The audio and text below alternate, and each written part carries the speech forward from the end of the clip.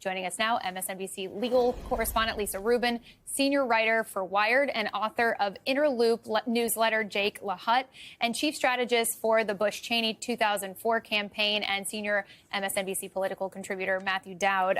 Lisa, starting with you, we know Kash Patel, Pam Bondi may have been at that meeting. What else do we know about the legal issues that are mounting in this case?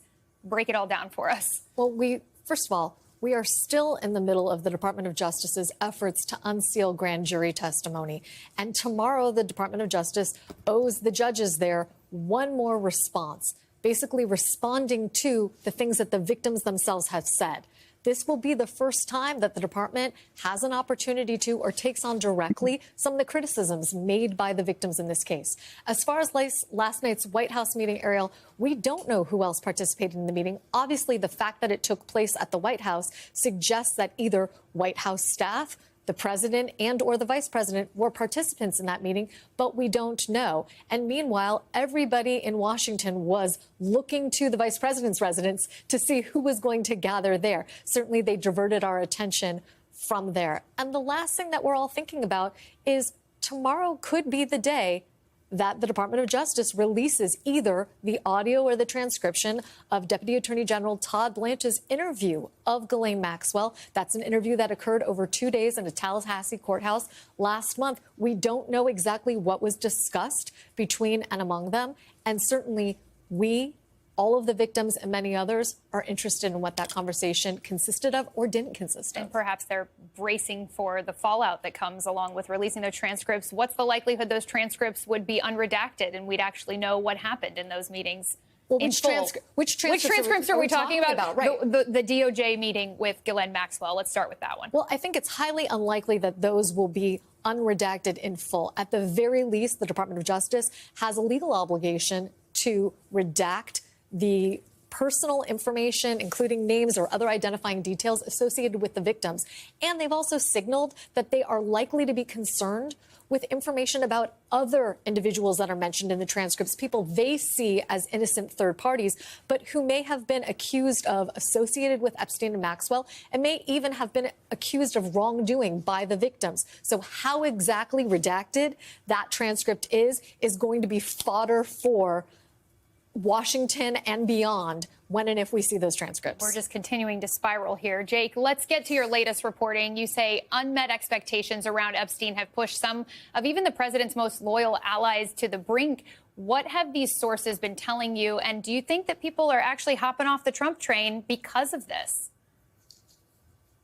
No, so I don't think there are any major advisors or allies in conservative media who are going to get off the Trump train around this stuff just yet. However, I do think they've kind of reached the end of their rope when it comes to their patience around the lack of a strategy. And in some ways, you could see the impetus for this meeting leaking as a signal that there is actually a strategy going on here.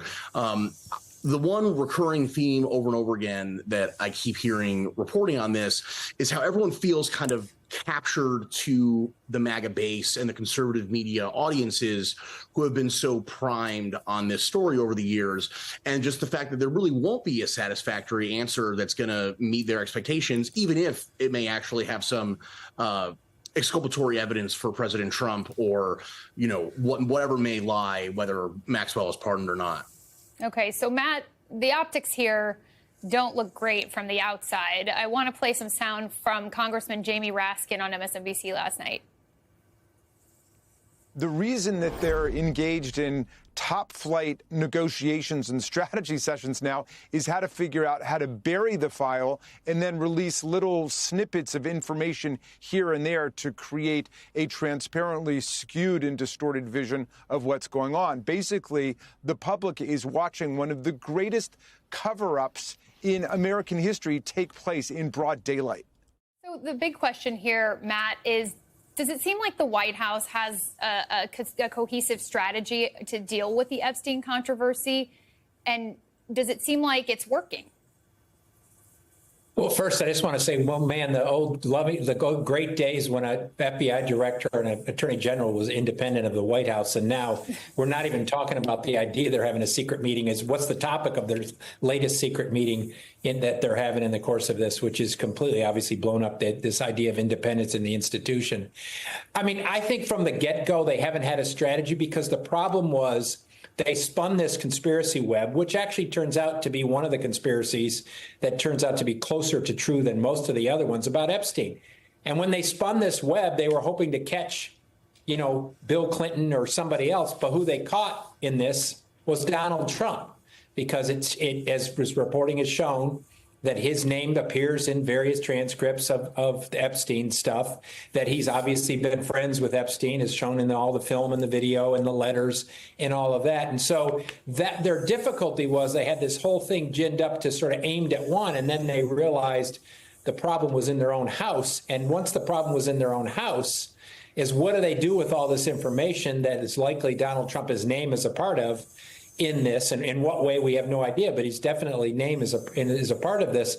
And that's been the problem. And so they've actually gone, the White House's first strategy was not to release anything and say there's nothing there, which obviously went to all of the supporters of Donald Trump who've been clamoring for this in the course of this. And now my guess is we're going to slowly see the release of stuff that doesn't answer the questions. And so this is going to not go away. It hasn't gone away, no matter how many times Donald Trump uses the word hoax or Democrats or what all of this. The main pushers and the main people that have pushed this is not the Democrats to begin with. It was the Republicans. They're on the bandwagon, but the Republicans are driving it, I guess. Lisa Rubin, Jake LaHotte, thank you both. We could talk to you probably for hours about this. And Matthew Dowd, you're sticking around with us for the next segment.